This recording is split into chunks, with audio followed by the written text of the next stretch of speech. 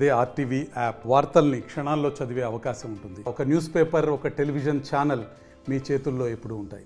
రాష్ట్రానికి ఒక దుర్దినకరమైన రోజు. ఎందుకంటే పోయిన సంవత్సరం టీడీపీ అధికారంలోకి వచ్చింది ఈరోజు. కానీ మనకందరికీ గుండు సున్నాలు, ప్రతి వర్గానికి ఈ వర్గం ఆ వర్గం అని లేకుండా ప్రతి వర్గానికి మొండి చేయి చూపించారు. ఓట్లు వేయించుకునే టైంలో మాత్రం దొంగ హామీలన్నీ ఇచ్చారు. వెన్నుపోటు రాజకీయం అన్నది చంద్రబాబు నాయుడు గారికి పేటెంట్ లాగా మారింది.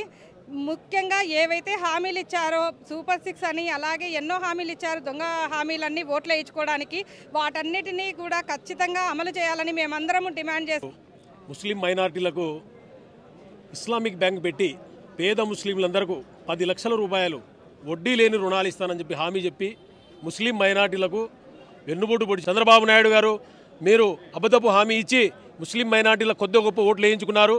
మరి మీరు ఈ ఇస్లామిక్ బ్యాంకు అమలు చేస్తేనే మిమ్మల్ని నమ్ముతారు, లేదంటే ఈసారి మిమ్మల్ని పాతాళంలో కలిపేస్తారు. ప్రజల తరఫున ఇక్కడ అంటే ఈరోజు సంవత్సరం కాలమైంది కూటమి ప్రభుత్వం అధికారంలోకి వచ్చిన తర్వాత వాళ్ళు సూపర్ 6 అమలు చేస్తామని ఇంతవరకు చేయలేదు.